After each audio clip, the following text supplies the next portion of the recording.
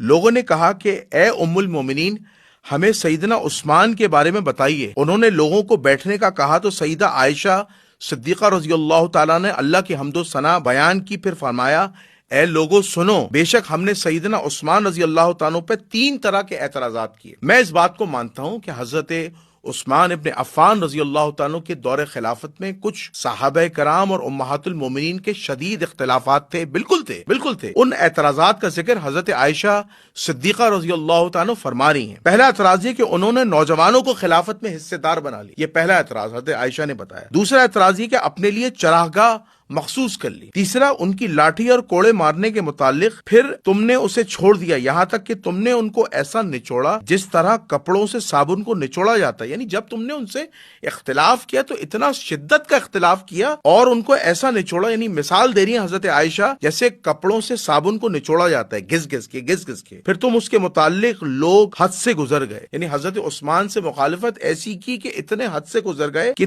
3 حرمتوں کا بھی خیال نہیں رکھا۔ ایک تو مدینہ شہر کی حرمت، خلافت کی حرمت حضرت عثمان کی، اور حرمت والے مہینے کی حرمت۔ حالانکہ سیدنا عثمان یعنی ذی الحج کی، یعنی 12 ذی الحج کو آپ کو شہید کیا گیا تھا، تو حالانکہ سیدنا عثمان ان لوگوں میں سب سے زیادہ اپنے رب سے ڈرنے والے، پاک دامن اور صلہ رحمی کرنے والے، یعنی یہاں پر حضرت عائشہ نے کہا کہ بے شک ہمارے 3 اعتراضات تھے عثمان ابن عفان پر۔ ایک کہ انہوں نے نوجوانوں کو خلافت کے منصب پر بٹھایا، دوسرا چراگاہ اپنی مخصوص کر لی، تیسرا لاٹھی اور کوڑے مارنے کے متعلق انہوں نے سمجھ لیں کہہ لیجیے جو آسان مثال ہے نا، بہت دیر سے انہوں نے اس معاملے کو کیا، ٹھیک ہے، یعنی بہت لیل و لعال سے کام لیا، بہت ڈیلے کیا اس معاملے کو۔ لیکن یہاں حضرت عائشہ رضی اللہ تعالی عنہا جو ہیں وہ حضرت عثمان کی تعریف کر رہی ہیں۔ حضرت عثمان ایک نیک انسان تھے، ایک برگزیدہ شخصیت تھے۔